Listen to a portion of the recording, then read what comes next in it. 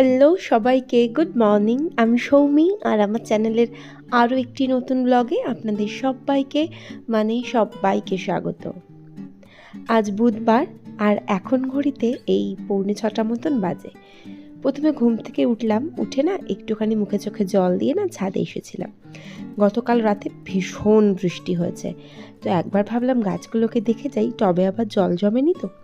তারপরে এসে দেখলাম যে না, গাছে যদি জল, আমি তো দেখতে পেলাম না জল জমেছে, আর যদি জমেও থাকে সেটা হয়তো শুষে নিয়েছিল এতক্ষণে। আবার ট্রেন লাইনের দিকে তাকিয়ে দেখলাম একটা ট্রেন চলে যাচ্ছে। আর এটা আমার খুব প্রিয় একটা ফুলের গাছ ছিল, এত সুন্দর ছিল, এটাকেও দায়িত্ব নিয়ে নষ্ট করেছি। এটা হচ্ছে মাধবীলতার গাছ, গাছ ভরে ফুল আসতো। আর এটা আমার আরও একটা প্রিয় ফুলের গাছ, এটা হচ্ছে কি যেন নামটা, নাকচম্পা, প্লুমেরিয়া।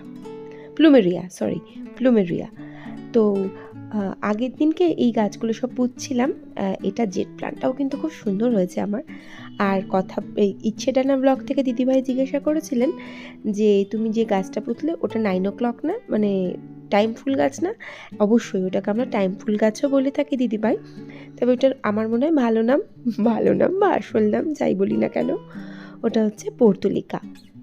তো যাই হোক, ছাদের কাজকর্ম কিছুই ছিল না, ছাদটা একটু ঘুরে ঘাড়ে এসে, নিচে তো অনেক কাজ আছে, তো প্রথমেই না ঘরের জানলা দরজাগুলো একটু খুলে দিই। একটা তো গরম থাকে না, ওই জন্য জানলা দরজাগুলো খুললে ভারী সুন্দর একটা হাওয়া আসে। আর এরপরে বাকি তো অনেক কাজ শুরু করতে হবে, তবে তার আগে নিজের জন্য একটুখানি জলটা রেডি করলাম। একটু গরম জল করে নিয়েছিলাম, আর সেই জলের মধ্যেই আমি একটুখানি লেবু আর চিয়া সিড দিলাম, একটু ভিজে যাক ততক্ষণ আমি এই দিকে টুকটাক কাজগুলো করে নিই। ঘর ঝাড় দিয়ে নেবো, তারপর এখানটা একটু পরিষ্কার পরিচ্ছন্ন করে নিই, তারপর আবার ওইটা বসে বসে খেয়ে নেবো। ওইটুখানি একটু সকালবেলা না একটু রিল্যাক্স থাকি, ভালো লাগে। একটুখানি চুপ করে কাজ করতে করতে হাঁপিয়ে উঠি, পারি না তো। বয়স হচ্ছে বাপু, আমারও অনেক বয়স হচ্ছে। ছেলের 16 বছর বয়স হয়ে গেল, 12 পড়ে, মানে সামনের বছর 12 দেবে, এখন 12-এ পড়ে, মানে বোর্ড দেবে এটাই বলতে চাইছি। তো বয়সটা তো আর কম হলো না। তো এরপরে আমি একটু জলটা নিয়ে বসলাম, শান্তিতে একটু বসে জলটা খেয়ে নিই, তারপর আরও অনেক কাজ করব।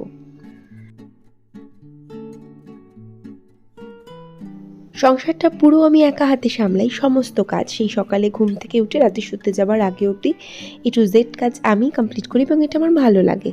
তো সেক্ষেত্রে কিছু নিয়ম যদি আমরা মেনে চলি, তাহলে না কাজগুলো আমরা সহজেই করতে পারি।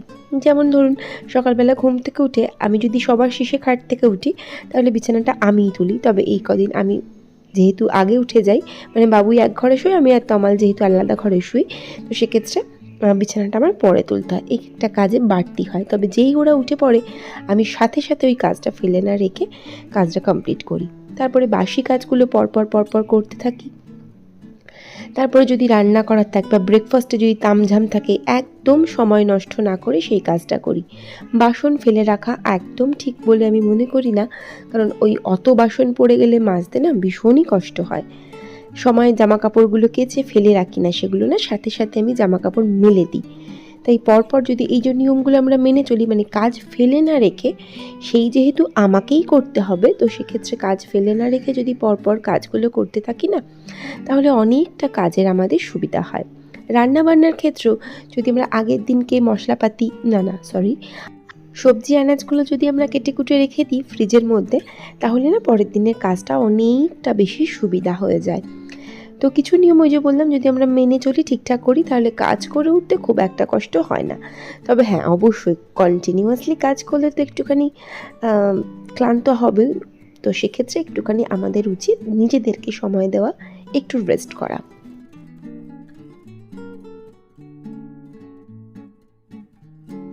তো ঘরদোরগুলো সব ভালো করে মুছে নিলাম, কাচাকাচি করব, তারপরে স্নান টান করব, তারপরে আছে আরও সংসারের কাজ।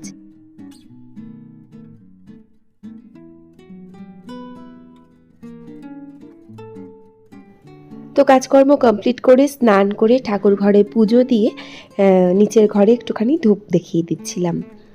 তো এই যে আজকে না নাইটি পরে আমি ব্লগ করছি, তো ভার্গব ব্লগ থেকে দিদিভাই একটা কমেন্ট করেছিল যে নাইটি পরে আমাকে খুব সুন্দর লাগছে। Thank you so much. তবে নাইটিতেও যে সুন্দর লাগে আমি জানতাম না। আর নাইটি আমি সবসময়তেই বলি আমার না একটু সুন্দর নাইটি না হলে ভালো লাগে না পরতে। ওই গোল গলা নাইটি পরে কী ব্লগ বানাবো, আমার ভালোই লাগে না গোল গলা নাইটি। তবে আছে, অনেকগুলো আছে। আমি এই নাইটিটা আমি ফেসবুক থেকে একজনের পেজ থেকে কিনেছি, ওর কাছে দারুণ কালেকশন আছে। আপনারা চাইলে কিন্তু আমি ওর ডিটেলসটা দিয়ে দিতে পারি। ওর থেকে আমি অনেকগুলো নাইটি নিয়েছি এবং প্রত্যেক কটা নাইটি ভীষণই সুন্দর হয়েছে, সত্যি বলছি। ক্লাস কোয়ালিটি আর ডিজাইন তো এক্সে বার্কার এক, ওর কাছে ডিজাইন আছে। এরকম ডিজাইনের নাইটি হয়তো সচরাচর দোকানে দেখা যায় না। তো এরপরে চলে এলাম রান্নাঘরে আর চা বসিয়ে দিয়েছিলাম।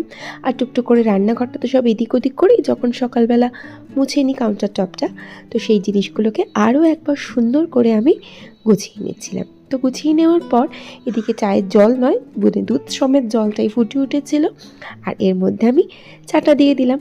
আর চা কিন্তু কমপ্লিট। আর আমার একটা ব্যাড হ্যাবিট আছে, আমি চা জলটা মেপে নেব না, আর চা সবসময়তেই কম হয়। আর আমার ক্ষেত্রে তবু ঠিক আছে, সমস্যা নেই। কাউকে দিতে হলে কি বাজে একটা পরিস্থিতি হয়ে যায়। যদিও বা আজকের এই চাটা কিন্তু আমার জন্য একদম পারফেক্ট ছিল। এর থেকে বেশি চা হলে না আমি খেতে পারি না, আলটিমেট ফেলেই দিই। তো এরপরে আমি চাটা নিয়ে একটু বসে গেলাম। বিশ্বাসতাপতি আইডি থেকে দিদিভাই একটা কমেন্ট করেছেন যে তোমার ভিডিও দেখতে খুব ভালো লাগে। থ্যাংক ইউ দিদিভাই, থ্যাংক ইউ সো মাচ এত সুন্দর একটা কমেন্ট করার জন্য। Thank you once again. আজকে চায়ের কাপটা নিয়ে বসেছিলাম হাতে ফোন সমেত। ফোনটা আমার নয়, ডেফিনেটলি এটা তমালের ফোন। আজকে না একটু ফোনটা ঘাঁটছিলাম খুটখুট করে, চা খেতে খেতে তো অনেক সময় যায়, তো ভাবলাম একটু ফোনটা ঘাঁটতে ঘাঁটতে চা খাই। ফোন ঘাঁটাটা না এত বেশি হয়ে যাচ্ছে দিনকে দিন, গল্প বই পড়ার যেন সময়ই পাই না। বাজে অভ্যাস, ভীষণ বাজে অভ্যাস। আর এই মানুষগুলোকে বলে, যারা জানে নিজের অভ্যাসটা বাজে অভ্যাস, তাদেরকে বলে জ্ঞানপাপী, জাস্ট লাইক মি। তো এরপরে আমি না একটা কমেন্টের কথা বলি, সেটা হচ্ছে যে কথাবৃত্তি চ্যানেল থেকে দিদিভাই লিখেছেন যে আমার কাছেও সাতকাহন বইটা আছে, খুব সুন্দর গল্প। হ্যাঁ দিদিভাই, আমি না পড়ছি, খুব সুন্দর লাগছে আমারও। ওটা আপনারা তো জানেন, ওটা আমার বার্থডে গিফট ছিল, ওটা আমাকে পিউদি দিয়েছিল। তো এরপরে চলে এলাম আমি ঘরে, তমাল উঠে পড়েছিল, আমি সোজা চলে এসে বিছানাপত্রগুলো গুছিয়ে নিচ্ছিলাম। আর এই যে সাইডের টপটা না আমি চেঞ্জ করেছি, এই আর একটা যে সিঙ্গোনিয়াম ছিল ওটাকে আপাতত বাইরে দিয়েছি, আর এই সিঙ্গোনিয়ামটাকে ভেতরে এনে রেখেছি। এটা খুব সুন্দর ঝোপালো হয়েছে গাছটা, বেশ ভালো লাগে ঝোপালো গাছ দেখতে। তো এরপরে যাই হোক, বিছানাপত্রটা একটু আগে গুছিয়ে নিই। আর বাবুই ওই সময় উঠে পড়েছিল, একবার ডাক দিয়ে আমায় জানিয়ে দেয় যে মামা আমি উঠেছি, উদ্ধার হয়ে গেছি আমি, ও উঠেছে বলে। তো এরপরে সোজা চলে এলাম বাবুয়ের ঘরে, ওর বিছানাটা একটুখানি পেতে পুঁতে দিই। সব জিনিসপত্রগুলো নামিয়েছে, বাট পুরো বিছানাটা তোলেনি। তো আমি বিছানাটা ভালো করে পরিপাটি করে গুছিয়ে দিই। গতকালকে আমার না শরীরটা যেহেতু ভীষণ খারাপ ছিল, সব কাজ করেছে।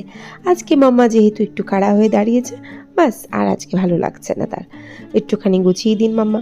বললাম ঠিক আছে, তাহলে আমিই গুছিয়ে দিচ্ছি, যা তুই ফ্রেশ হয়ে নে। তো ও চলে গেল ফ্রেশ হতে। আর আজকে ভেবেছি ব্রেকফাস্টে একটু রুটি করব। প্রথমে ভাবলাম রুটি আলু ভাজা করব, তারপর বললাম না, রুটি আলু ভাজা করব না, আজকে দেখি স্যালাড দিয়ে খেয়ে নিই। আর ফ্রিজে তো একটুখানি চাটনি আছে, বাবুই সেটা খুব প্রিয়, ওই সেই চাটনি দিয়ে, মানে শেজওয়ান চাটনি, সেটা ওর ভালো লাগে খেতে, তো সেটা দিয়েও খেয়ে নেবে, স্যালাড আর চাটনি। আমিও তাই করব, তবে তমালের জন্য দুধ রুটি। ও দুধ ওসবও খেতে পারে না, ওর একদম কোনো তামঝাম রান্না বান্না ভালো লাগে না। তো এরপরে সোজা চলে এলাম রান্নাঘরে। তবে আমি চা খেয়ে না একটু যখন বিশ্রাম নিচ্ছিলাম, তার আগে আমি একটু আটাটা মেখে রেখেছিলাম। তো আটাটা একটুখানি নেড়ে চেড়ে নিই, আর একবার ভালো করে চটকে মুটকে দিই, তারপরে সেটা দিয়ে রুটি কটা বানিয়ে নেবো। বেশি না, 5খানা রুটি করব, আমার একটা, তমালের দুটো, বাবুয়ের দুটো। তো সেই বলে আগে নেচিগুলো কেটে নিচ্ছিলাম। তো ভারী তো 5টা রুটি করতে আর কতক্ষণ সময় লাগবে, তাই রুটিগুলো করতে আর বেশি সময় লাগলো না। ঝমঝম করে রুটিগুলো বেলে নিয়ে চটপট করে সেঁকে দিই, বাস গরম গরম রুটি দিয়ে একদম ব্রেকফাস্টটা আমাদের কমপ্লিট হয়ে যাবে। এখানে একটা কমেন্টের কথা বলতে ইচ্ছা করছে, যেটা হচ্ছে অমৃতা নাগ অ্যাকাউন্ট থেকে বা আইডি থেকে, অমিতা সরি, ও নাকি অমৃতা, না অমিতা, না অমৃতা মনে হয়, যাই হোক, ও কমেন্ট করেছে যে তোমরা কাঁসার থালায় ভাত খাও। হ্যাঁ গো, আমরা না কাঁসার থালায় ভাত খাই। আমি তো বিয়ের পর এসে এখানে দেখেছি সবাই এরা কাঁসার থালায়, কাঁসার গ্লাস, কাঁসার বাটি, তবে বাকিগুলো এখন তুলে দেওয়া হয়েছে। শুধু কাঁসার থালাতেই আমরা সবাই আজও ভাত খাই। তমালের পোষায় না, না হলে কাঁচের থালা যদি বার করি তাহলে তো একেবারেই পোষাবে না। আর স্টিলের থালা সত্যি বলছি আমার নেই। একটা খুব বড় স্টিলের থালা আছে, সেটা আজ পর্যন্ত কয়েকবার বার করেছি বলে তো মনেও পড়ে না ঠিক করে। তো এরপরে রুটিগুলো না সব সেঁকে টেকে নিই, খিদেও পেয়েছে আমারও, বাবুইও উঠে পড়েছে, তমালও খেয়ে দিয়ে বেরোবে। তো তার আগে রুটিগুলো একটু ঝপঝপ করে সেঁকে নিই।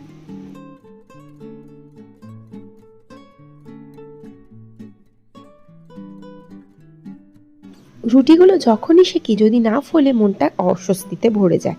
এর আগে দুটো রুটি কিন্তু একদম ভালো করে মানে ফোলেনি, এটা দেখলাম ফুলেছে, বেশ ভালো লাগছিল দেখে কিন্তু। আর মানে তখন আমার রুটিটা ফুলে মানে ভালো ভালো রুটি করতে পেরেছি, মানে বিরাট একটা ব্যাপার কিছু, না হলেই তো আমার কেমন একটা অস্বস্তি লাগবে। যাই হোক, রুটিগুলো কিন্তু লাস্টে দুটো তিনটে রুটি ভালোই ফুলেছিল।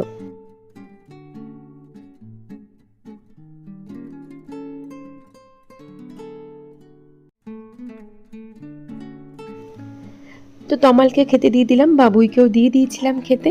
তো তমাল খাচ্ছিল দুধ রুটি, আর ওই যে বললাম বাবুই খাবে স্যালাড দিয়ে আর চাটনি দিয়ে। তো তমালের খাওয়াটা সোজা কমপ্লিট করার পর বেরিয়ে গেল, আর আমি ওর পেছনে পেছনে গেলাম, গিয়ে দরজাটা দিয়ে দিই।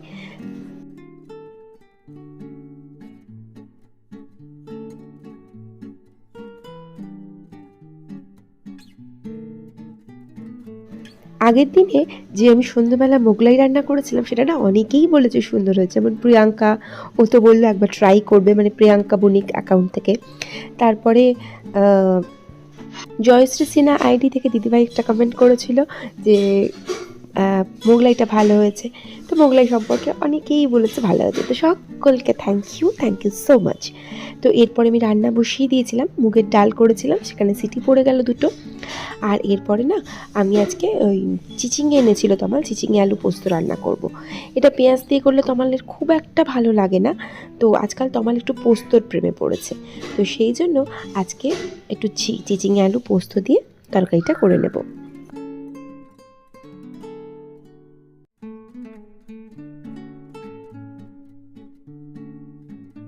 পোস্ত আর মুগ ডাল কিন্তু খুব ভালো লাগে খেতে, আর বিউলির ডাল হলে তো কোনো কথাই নেই। তবে শ্বশুরবাড়ি এসে আমি বিউলির ডাল খাওয়া ভুলে গেছি, ওরা কেউ খায় না, আর আমার নিজের জন্য করতে একদম ভালো লাগে না। তো মুগ ডাল দিয়েও ভালো লাগে। তো ঝরঝরে করে একদম পোস্তটা আমি নামিয়ে নেবো তেল দিয়ে। তো পোস্তটা না দুই জায়গায় তুলবো, এতটা পোস্ত তো একদিনে খাওয়া হবে না, তো আজকের জন্য কিছুটা তুলে নিই, আর এই কন্টেনারটাতে তুলবো, এটা কালকে খাওয়া হবে। তো দুই জায়গায় পোস্তটা আমি ঢেলে নিচ্ছিলাম।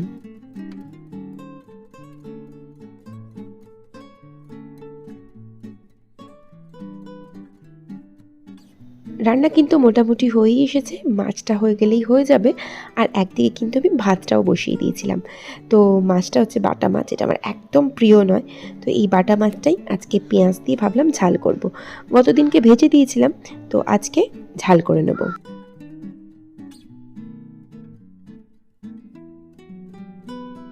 তো পেঁয়াজ দিয়ে ভালো করে মশলাটা কষিয়ে নিলাম, লঙ্কা হলুদ কাঁচা লঙ্কা দিয়েছিলাম, ব্যাস ভালো করে কষিয়ে নিয়ে একটু লবণ দিয়ে দিয়েছিলাম, আর একটু জল ঢেলে দিলাম। দিয়ে এটা ফুটে উঠলে আমি এর মধ্যে দিয়ে দিলাম মাছটা, আর এদিকে ভাতটাও না হয়ে গিয়েছিল, তো সেক্ষেত্রে ভাতটাও তো উপর দিতে হবে, না হলে তো যাবে ভাত গলে। আর ভাত গলে গেলে কেউ খেতে না পারুক পারুক আমি তো পারি না, আমার ভীষণ অস্বস্তি হয়। আর আমার একটা না ব্যাড হ্যাবিট আছে, যেদিনকে শাক হবে সেদিনকে আমি ভাতটাকে গলিয়ে ফেলি। তো তমাল খুব একটা কিছু বলে না, আর মাঝে মাঝে বলে। তো যাই হোক, এদিকে মাছটাও রান্না হয়ে গেল। আমার রান্না বান্না আজকের মতন টোটাল কমপ্লিট। বিকেলে একটা আমার ইনভিটেশন আছে, মানে ইনভিটেশন বলা মহাভুল, আমার বাড়িরই কাজ। আজকে আমাদের বাড়ির ছোটো ছেলেটার জন্মদিন, তো ঘরটা এখনও ঝাড় দিইনি, তবে ঘরদোরটা গোছানো কমপ্লিট। আজকে বাবুইকে বলবো ঘরদোরটা ঝাড় দিয়ে দে। কিছু বাসন পড়েছিল যেগুলো আমি মেজে নিয়েছিলাম। তো ব্লগটা আজকে এখানেই শেষ করলাম। ভালো লাগলে প্লিজ পাশে থেকে যাবেন। ভিডিওটা দেখার জন্য থ্যাংক ইউ সো মাচ। দেখা হচ্ছে নেক্সট ব্লগে। Till then tata.